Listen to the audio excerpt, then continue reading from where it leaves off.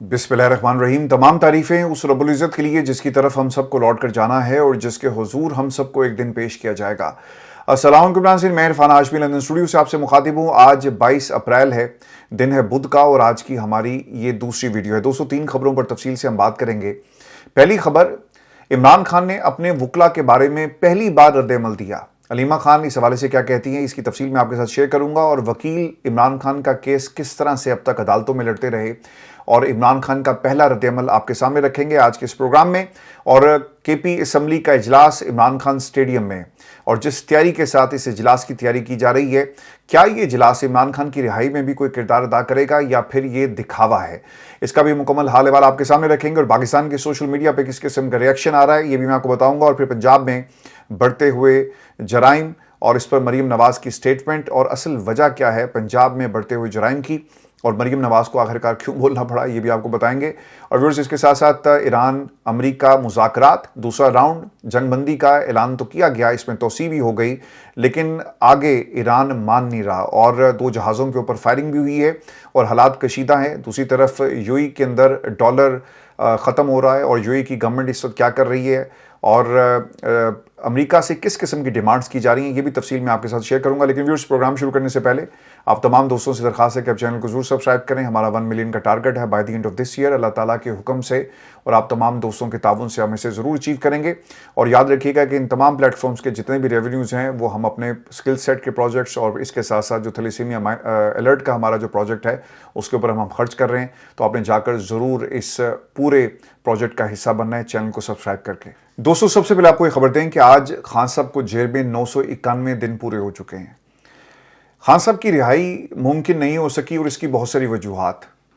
पाकिस्तान की इस्टेब्लिशमेंट सबसे बड़ी रुकावट, पाकिस्तान की इस्टेब्लिशमेंट की डील सबसे बड़ी रुकावट, पाकिस्तान में फॉर्म 47 की हुकूमत को चलाने वाले उससे बड़ी रुकावट और इमरान खान का जेल में रहना इस हुकूमत की बका की अलामत है। तो ये एक और वजह बनती है इमरान खान को जेल में रखने की और रिहाई में जो सबसे बड़ी रुकावट नजर आती है। लेकिन दोस्तों, पिछले 3 वर्षों में पाकिस्तान तहरीक इंसाफ बाकायदा प्रेशर बिल्टअप करने की पोजीशन में थी और आज भी है। 3 दफा आपको मौका मिला लेकिन आपने इस मौके को गंवा दिया और 3 दफा गलत फैसले। पाकिस्तान तहरीक इंसाफ इस पोजीशन में आ चुकी थी कि वो पाकिस्तान की एस्टेब्लिशमेंट को दबाव के जरिए इमरान खान की रिहाई के लिए मजबूर करती, लेकिन आपने ये भी रास्ता जो है गंवा दिया। फिर हमें सुनने को ये मिला कि मुज़ाकरात होंगे, लेकिन मुज़ाकरात भी नहीं हो सके और जब भी मुज़ाकरात की बात शुरू हुई तो लोगों ने अपनी मर्जी की डीलें इमरान खान के सामने रखी जिसे इमरान खान ने इनकार कर दिया। आज मैं पाकिस्तान तहरीक इंसाफ की जो ऑफिशियल टाइमलाइन है इनके ट्विटर की, मैं उसे देख रहा था तो वहाँ पर ना खान साहब का एक पैगाम इन्होंने शेयर किया। वो पैगाम क्या है? खान साहब ये कहते हैं, उनकी पूरी एक साउंड बाइट है जिसमें उन्होंने कहा कि आज़ादी या मौत, कोई डील नहीं और कोई सरेंडर नहीं। इसका नतीजा ये निकला कि तहरीक इंसाफ के अंदर मौजूद लोगों ने इमरान खान को दीवार के साथ लगाया। इमरान खान के इर्द गिर्द इस तरह की सिचुएशन अब क्रिएट कर दी है कि जहाँ पर जब मुज़ाकरात की बात आती है तो मुज़ाकरात करने वाला कोई नहीं, जब तहरीक चलाने की बात आती है तो तहरीक चलाने वाला कोई नहीं, लीड करने वाला कोई नहीं है। और आज लोग अपनी आवाज़ खुद बन रहे हैं। इसीलिए इमरान खान को अपनी बहनों की तरफ देखना पड़ा। बहनों से तहरीक चलाने की बात की गई, बहनों को कहा गया कि मेरे लिए कुछ करे और ख़ास तौर पे मेरी आंख को बचाया जाए, क्योंकि इमरान खान की आंख को ज़ाया करने में पाकिस्तान की इस्टेब्लिशमेंट या पाकिस्तान की हुकूमत या इस निज़ाम का जितना हाथ है उतना ही इन लोगों का हाथ है जो अडयाला के बाहर जाकर फ़ोटो सेशन करवाते हैं। अब तो खैर लोगों ने इनको रोक रोक कर पूछना शुरू कर दिया है कि आप अलीमा खान के साथ जाकर क्यों नहीं खड़े होते, और वो वीडियो सोशल मीडिया के ऊपर वायरल है जिसमें बैरिस्टर गौहर से खातून सवाल कर रही हैं और ये इनकी हैसियत थी। पाकिस्तान के अंदर नून लीग की बात की जाती थी, पीपल्स पार्टी की बात की जाती थी कि लोग इनसे सवाल करेंगे, लेकिन अब बैरिस्टर गौहर, जो आज भी इस वीडियो के अंदर भी बैरिस्टर गौहर ने ना, एक खातून ने पूछा कि आप कौन हैं, तो उन्होंने कहा जी कि मैं चेयरमैन हूँ। तो जनाब ये चेयरमैन का मामला था, ये चेयरमैन की कुर्सी के ऊपर ये बैठना चाहते थे और इसके ऊपर इन्होंने अब कब्जा कर लिया और इमरान खान की तहरीक जो है वो अभी चलाने के लिए ना इस पोजीशन में है और ना ही ये चलाना चाहते हैं। तो दोस्तों, हर तरफ से इमरान खान की रिहाई की जो तहरीक थी वो एक कॉम्प्रोमाइज्ड आपको एक एडवेंचर नजर आता है, जहां पर इफ्स एंड बट्स हैं, जहां पर 5 लाख लोगों को इकट्ठा करने की बात की जाती है, जहां पर कुर्बानी कौन देगा, लीड कौन करेगा, और फिर कुछ आपको तो जिहाद पेश करते हुए लोग नजर आते हैं कि जब तक खान साहब जेल से नहीं कहेंगे हम तहरीक नहीं चलाएंगे। खान साहब के ये जो अल्फाज है ना कि कोई डील नहीं, कोई सरेंडर नहीं और आज़ादी या मौत, ये फैसला हो चुका है। इमरान खान कभी भी पाकिस्तान में इन लोगों के साथ डील नहीं करेंगे, कभी भी पाकिस्तान में इन लोगों को इनकी मर्जी की डील देकर बाहर नहीं आएंगे। दोस्तों आज अलीमा खान ने जो बात कही है खान साहब के हवाले से, और ये इससे पहले बहनों को खान साहब बताते रहे हैं कि उनका पार्टी के बारे में क्या ख्याल है और लोग बाहर क्या सोचते हैं। देखिए जो खानदान के लोग होते हैं, जो खून के रिश्ते होते हैं, उनसे तो बात की जा सकती है। उन्हें पता होता है कि इन्होंने कौन सा जाकर कुर्सी पर बैठना है, या इनको कोई लालच नहीं है। बहनें मेरे लिए जब भी आवाज़ उठाएंगी दिल से उठाएंगी, अपना पूरा जोर लगा देंगी, अपनी जान निछावर कर देंगी, लेकिन मुझे धोखा नहीं देंगी, जैसा बहुत सारे लोग धोखा दे रहे हैं इस वक्त खान साहब को। खान साहब ने ये बात क्या कही है? खान साहब ये कहते हैं अलीमा खान के बकौल कि इमरान खान ने कहा कि वो बहुत मायूस है अपने सीनियर वकला और अपनी पार्टी के वकला के साथ कि वो अदालतों में मौसर अंदाज में दबाव नहीं बना सके। मैं आपको एक बात याद करवा देता हूं, जब इलेक्शन की टिकटें तकसीम हो रही थी ना, तो उस वक्त पाकिस्तान तहरीक इंसाफ में सबसे ज्यादा वकला आपको नजर आएंगे। ऐसा ही है, मैं आपको गिनवा देता हूं। सलमान अकरम राजा, अली जफर साहब बहुत अरसे से गायब हैं। इसके बाद बैरिस्टर गौहर जो चेयरमैन अपने आप को अब तो खैर चौकों में और जगह जगह खड़े होकर कहते हैं कि जनाब मैं चेयरमैन हूँ। इसके अलावा बाबर रहमान और एक पलटून है, हामिद खान और बहुत सारे वकील हैं जिनके नाम अगर हम लेने बैठे तो तकरीबन कोई 70-80 लोग आपको मिलते हैं जो बड़े प्रोमिनेंट किस्म के वकील हैं। और वक्त के साथ साथ लोगों ने अपना इस प्लेटफॉर्म को इस्तेमाल भी किया। लेकिन इमरान खान के केसेस के अंदर आपको किसी किस्म का कोई असर जो है नजर नहीं आता। लतीफ खोसा, जिनके बारे में खान साहब पहले भी कह चुके हैं कि ये तैयारी करके नहीं आता। देखिए पहले दिन 3 साल पहले अगर इमरान खान के केसेस को सही तरह से चलाया जाता, डिटेल्स इनके पास मौजूद होती, फॉलोअप लिए जाते, तो यकीनन आज ये हालात ना होते। आज 5 जजेस को जो इस्लामाबाद हाई कोर्ट के हैं उनको ट्रांसफर करने की बात की जा रही है, क्योंकि इनको मालूम है कि इन जजेस में से जब हमने अपील के लिए किसी बेंच को बनाना है तो इन्हीं जजेस में से कोई ना कोई बैठेगा ना, और फिर जो भी मखसूस केसेस है वो इन्हीं जजेस के सामने आते हैं। तो लिहाजा इस अदालत को, इस्लामाबाद हाई कोर्ट को मुकम्मल तौर पे कॉम्प्रोमाइज़ कर लिया जाए और कोई जो है वो हमारे सामने सर उठाकर फैसला करने की जुर्रत ना करे। 3 बरस पहले ये सब कुछ नहीं था, ना तरमीम हुई थी, ना कानून साजी की गई थी, ना नए जज को लाकर बैठाया गया। एक उम्मीद थी कि अगर इमरान खान के केसेस बर वक्त चलाए जाते, इस पे फॉलोअप होता, तो यकीनन इमरान खान को एक रिलीफ मिल सकता था। तो ये जो आज अलीमा खान बात कर रही हैं, देखिए सलमान सफदर के अलावा आपको कोई नज़र नहीं आता। और दूसरी बात इसमें जो बहुत ही इंपॉर्टेंट है वो फीसिस का मामला है। जब आपने एक वकील को फीस देकर केस लड़ना है तो फिर ये बाकी तमाम वकला किस मर्ज की दवाएं और उनको क्यों रखा गया।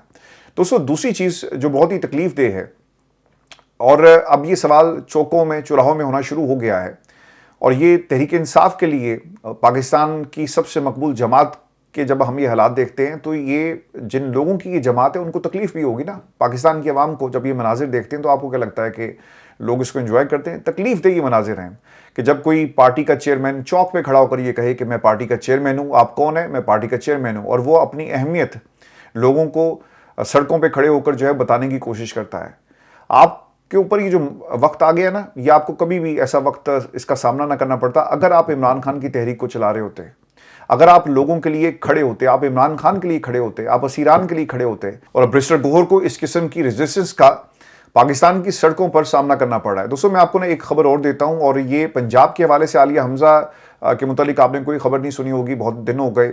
आज पाकिस्तान तहरीक इंसाफ ने उनका एक जो हाथ से लिखा हुआ खत है उसे शेयर किया, इसका अक्स, और इसके ऊपर एक वॉइस ओवर भी है। और इसके साथ साथ मैं आपको ये भी खबर दे दूं कि हामिद रजा साहब, उनके बारे में कोई बात नहीं कर रहा। हामिद रजा के पाकिस्तान तहरीक इंसाफ पूरी जो जमात है इसके ऊपर बड़े एहसानात हैं, आज वो सज़ा काट रहे हैं, लेकिन तहरीक इंसाफ में कोई भी उनके बारे में बात नहीं कर रहा।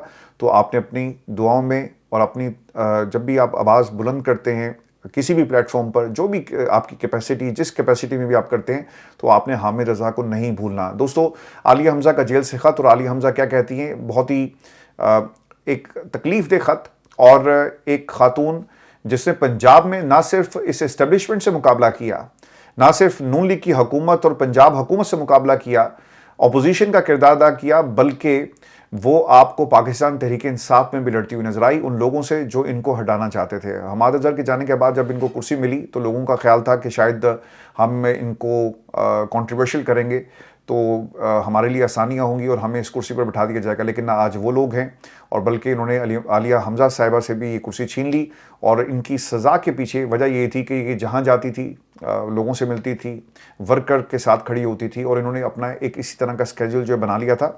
आलिया हमजा क्या कहती हैं कि ख़वातीन हमारी रेड लाइन के दावे करने वालों ने सियासी इंतकाम की आड़ में ख़वातीन पर जुल्म व सितम के पहाड़ तोड़ दिए। किसी होटल के कमरे का दरवाज़ा टूटने पर दुहाइयाँ देने वालों ने हमारे घर के दरवाजे जो हैं उन्हें भी नहीं बख्शा। उन्हें इतनी बार तोड़ा कि घर वालों ने ताले लगाना और दरवाजे बंद करना ही छोड़ दिए। बेटी के सामने बाप को गिरफ्तार करने पर वावेला मचाने वालों ने मुझे मेरी बेटियों के सामने बार बार जबरी अगवा किया। वज़ीर-ए-आज़म खान का ज़र्फ था कि बाप की ईमानदारी के लिए पहले बेटी को रिहा किया, अस्पताल में VIP रूम दिया और इसके बावजूद ख़ानदान की तसल्ली ना होने पर नवाज शरीफ को इलाज के लिए बाहर भेजा। मगर यहाँ डॉक्टर यास्मीन 75 साल कैंसर सर्वाइवर को सिर्फ नवाज शरीफ को हराने के जुर्म में इस वक्त जेल में डाला हुआ है। और फिर एक और उन्होंने बात भी की कि पिछले 7 माह से फलक जावेद को मिनिस्टर साहिबा की मसरूफियत की बुनियाद के ऊपर जेल में रखा हुआ है। कल आपने देखा होगा कि बहुत सारी वीडियोज़ आई जिसमें फलक ने कहा कि मिनिस्टर साहिबा पिछले 7 महीने से मसरूफ़ है और उनकी ऐसी कौन सी मसरूफियत है कि वो यहाँ पर आकर सबूत नहीं देती, गवाही नहीं देती और जो उनका केस है उसको आगे चलाया नहीं जाता। देखिए कि जितना आप जुल्म कर रहे हैं, ऐसा लगता है कि लोगों को मरना याद नहीं है। आपका ये जो इक़्तिदार का सूरज है वो गुरूब बहुत जल्दी होगा और फिर आपके हक में कोई बात करने वाला नहीं होगा।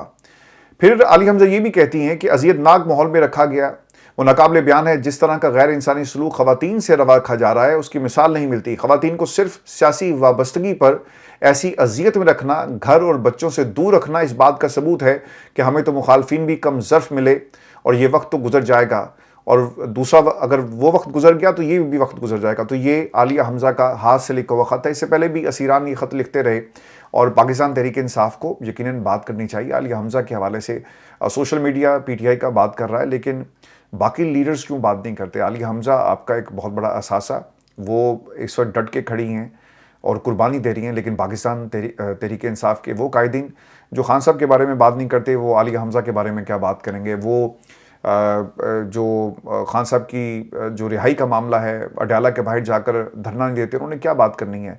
वो हामिद रज़ा के बारे में क्या बात करेंगे? वो कभी भी नहीं करेंगे, क्योंकि इनको लगता ये है कि जब तक हम आज़ाद हैं और जब तक हम कुर्सियों पर हैं, हमारी ये पूरी जो इक़्तिदार की जो कहानी है वो चलती रहेगी। इसमें मज़ीद जो चैप्टर्स हैं इसका इजाफा होता रहेगा। तो हमें क्या ज़रूरत पड़ी है कि हम रेजिस्टेंस का मुजाहरा करें और पाकिस्तान में किसी को टक्कर दें?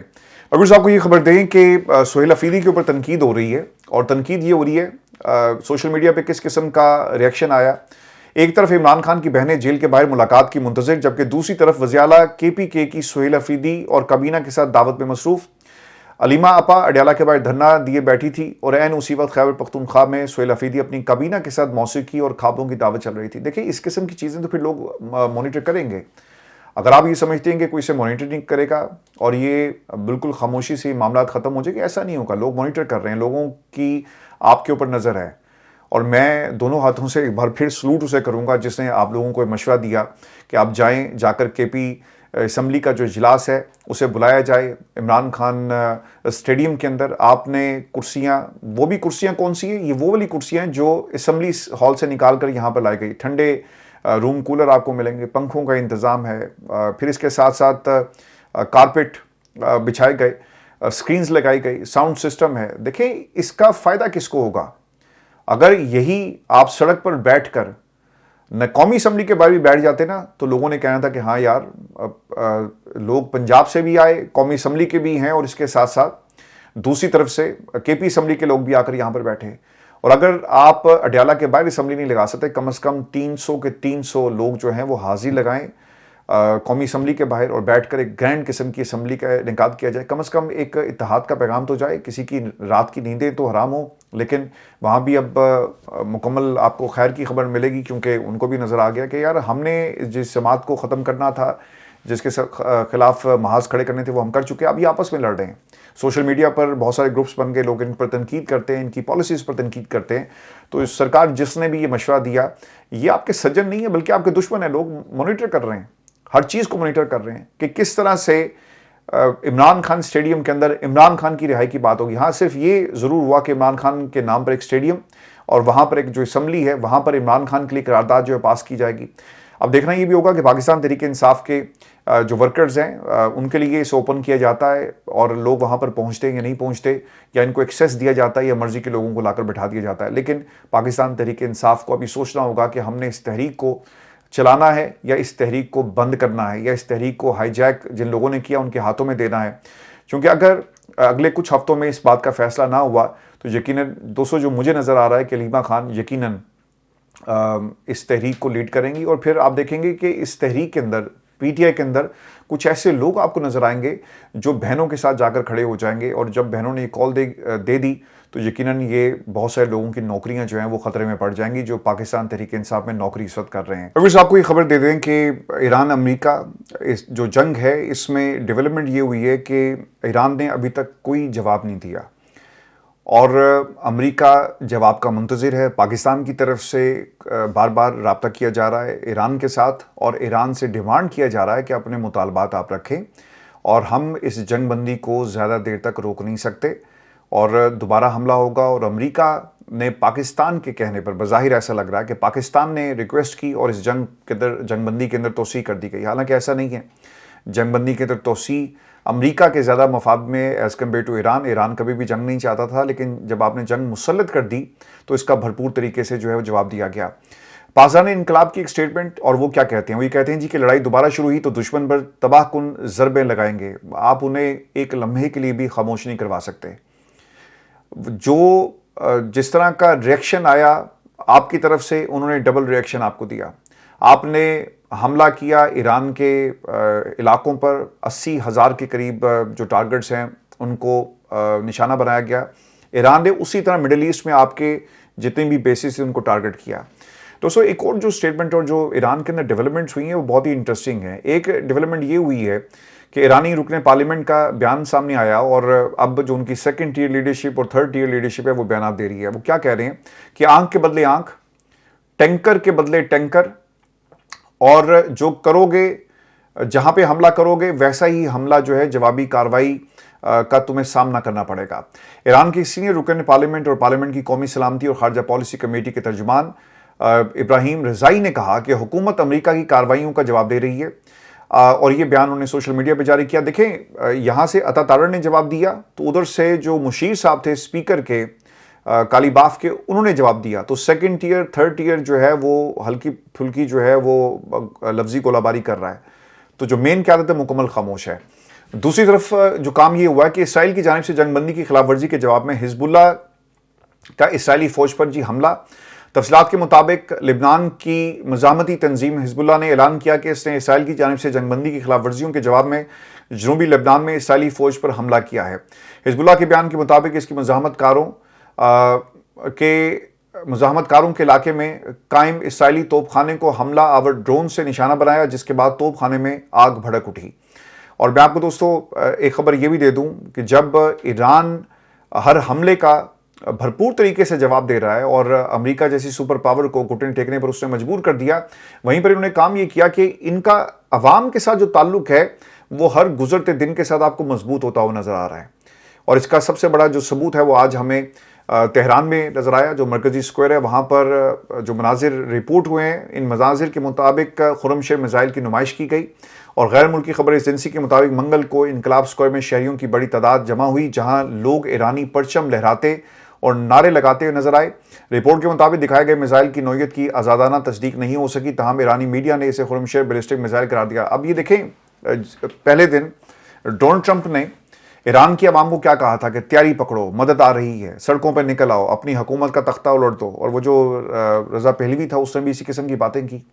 लेकिन दोस्तों हमने ईरान के अंदर आवाम को सड़कों पे इस तरह निकलते हुए नहीं देखा कि वो अमेरिका के हक में और अपनी हुकूमत के खिलाफ निकलें। जहां शहादत होती है ना आयतुल्लाह खामना की, वो टर्निंग पॉइंट था। शायद उससे पहले लोगों को लगे कि हम इस हुकूमत का तख्ता उलटते हैं, जो कि जिसके बहुत ही कम हमने आसार देखे बिफोर द वॉर। जब इन्होंने हमला किया उससे पहले भी हमें इस किस्म के आसार नजर नहीं आए, और बल्कि जो इनके जासूस थे सीआईए के और बाकी लोगों के, उनको पकड़ पकड़ कर गिरफ्तार किया गया, उनको सजाएं हुई, कुछ को फांसी भी होगी, जासूस से इन्होंने पकड़े। तो ईरानी अवाम सड़कों पर नहीं आई, ये चाह ही रहे थे कि इनकलाब आए। अवाम सड़कों पर आए और इस हुकूमत का तख्ता उलट दे। अब उसका नतीजा ये निकला कि एक सपोर्ट में इजाफा हुआ है। अगर आप ये समझते हैं कि ईरान की अवाम को आप अपनी हुकूमत के खिलाफ खड़ा करने में कामयाब हो जाएंगे तो ये मनाजिर आप देख लें, और डोनाल्ड ट्रंप ये मनाजिर देख रहा होगा कि बैलिस्टिक मिसाइल सड़कों पर, और ईरानी अवाम जो है उसे सेलिब्रेट कर रही है। अपने शोहदा की शहादत को सेलिब्रेट किया जा रहा है, अपने लोगों की कुर्बानी को सेलिब्रेट किया जा रहा है। यही फ़र्क है आपके फौजियों में, जिनको बाथरूम जाना था, जिनकी तनख्वाहें और पिछले 12 महीने से वो समंदर में थे, उसके भी रिपोर्ट्स आना शुरू हो गई, फिर एक हादसा हो जाता है, पीछे हट गए। और वो कौम, जो पूरी कौम लड़ रही है ना, यहाँ पर कोई भी तनख्वाहदार आपको फौजी नजर नहीं आएगा। शहादत और क़यादत आपको दोनों ईरान के अंदर मिलेगी। अब देखना ही होगा कि अगले कुछ घंटों में, कुछ दिनों में, कुछ हफ्तों में ये जंग कहाँ जाती है। लेकिन अगर ये डील नहीं होती, आपने हुर्मुज़ का रास्ता नहीं खुलता अमेरिका की ख्वाहिशात के मुताबिक, या कोई डील में कुछ ये हासिल नहीं करते, तो यकीनन ये जाते जाते ज़रूर हमला करेंगे और उसे बतौर वॉर ट्रॉफी अमेरिकन के सामने जो प्रेजेंट किया जाएगा। दोस्तों, मैं आपको एक खबर ये भी दे दूं, और खबर ये आ रही है कि ईरानी बहरिया ने 2 बहरी जहाज़ों को जी अपने कब्जे में ले लिया। तफसीलात के मुताबिक, ईरानी खबर एजेंसी के मुताबिक, ईरानी पासदान बहरिया ने 2 जहाज़ कब्जे में लिए, और ईरानी पासदान के मुताबिक बगैर इजाज़त MSC फ्रांसिस्का एपाम्यूंडस ने नेविगेशन सिस्टम में खलल डाला, और दोनों जहाज़ आब हुर्मुज़ में सेफ्टी को खतरे में डालने पर कब्जे में लिए गए हैं। इसके साथ साथ ये भी खबर आ रही है कि ईरान से रवाना होने वाले कार्गो जहाज़ पर फायरिंग हुई है और जहाज़ समंदर में ही रोक दिया गया। बरतानवी मैरीटाइम एजेंसी के मुताबिक ईरान से रवाना होने वाले कार्गो जहाज़ पर फायरिंग का वाक़या पेश आया। फायरिंग के बाद कार्गो जहाज़ समंदर में रुक गया, और मैरीटाइम एजेंसी के मुताबिक कार्गो जहाज़ पर मौजूद अमले के अफराद महफूज हैं, और फायरिंग के वाक़े में कार्गो जहाज़ को कोई नुकसान जो है वो नहीं पहुँचा। दोस्तों, इसके साथ साथ जो खबर एक और अमेरिका के लिए अगर ये कहा जाए कि बुरी खबर है, और इसे रिपोर्ट किया है इंटरनेशनल मीडिया ने, अमेरिकन मीडिया इसको रिपोर्ट कर रहा है, और इस रिपोर्ट के मुताबिक अमेरिकी फ़ौज के मिसाइल ख़त्म होने के करीब हैं। नई रिपोर्ट में ये इंकिशाफ हुआ है। अमेरिकी मीडिया रिपोर्ट्स के मुताबिक माहिरीन और पेंटागन के जायज़ों से वाकिफ ज़राए का कहना है कि जंग के दौरान अमेरिकी फ़ौज ने अपने अहम मिसाइल ज़खायर का बड़ा हिस्सा इस्तेमाल किया। इस सूरत हाल में अगर आइंदा चंद बरसों में कोई नई जंग छिड़ती है तो अमेरिका के मिसाइलों की कमी का सामना करना पड़ेगा। और एक हालिया तज्ज़िये के मुताबिक तकरीबन 7 हफ्तों की जंग के दौरान अमेरिकी फ़ौज ने अपने मिसाइलों के ज़ख़ीरे का कम अज़ कम 45% इस्तेमाल किया। इसके अलावा बैलिस्टिक मिसाइलों को रोकने के लिए इस्तेमाल होने वाले थार्ड मिसाइलों का कम अज़ कम निसफ हिस्सा इस्तेमाल हो चुका है। इससे पहले भी रिपोर्ट्स आई थी, और ये बताया जा रहा था कि एक तो इसराइल के पास मिसाइल कम हो गए, मिडल ईस्ट के अंदर जहाँ जहाँ भी इन्होंने अपना सिस्टम लगाया था वो भी तबाह हो गया, सैटेलाइट तबाह हो गए, मिसाइल इंटरसेप्टर्स कम हो गए। और अगर आपको याद हो, यूक्रेन के अंदर जो इनका सिस्टम था, इन्होंने वहाँ से पुल आउट किया। इसके साथ साथ कोरिया में भी यही हुआ कि वहाँ से भी इनको पुल आउट करना पड़ा। तो अमेरिकन जो हैं, उनका जो आर्सेनल है वो आहिस्ता आहिस्ता सुकड़ा है, कम हुआ है। जिस तरह इनके ऑप्शंस खत्म हुए, इसी तरह इनका आर्सेनल भी आहिस्ता आहिस्ता सुकड़ रहा है। तो इस तनाजुर में ये बार बार तोसी कर रहे हैं, आपने इस चीज़ को बिल्कुल भी नहीं भूलना। दोस्तों, रिपोर्ट के मुताबिक पेंटागन ने रवां साल के आखिर में मिसाइलों की पैदावार बढ़ाने के लिए मुख्तलिफ मुआहदे किए, ताहम इन हथियारों की तैयारी और फराहमी में 3 से 5 साल तक का वक्त लग सकता है। माहिरीन के मुताबिक अगर मौजूदा जंगबंदी बरकरार नहीं रहती तो अमेरिका के पास ईरान के खिलाफ कार्रवाई जारी रखने के लिए फौरी तौर पर काफ़ी असलहा मौजूद हो सकता है, लेकिन तवील मुद्दती सतह पर इसके ज़खायर कमज़ोर हो सकते हैं। और इसके हवाले से तकरीबन बताया जाता है जी कि 800 के करीब टोमाहॉक मिसाइल जो इस्तेमाल किए गए।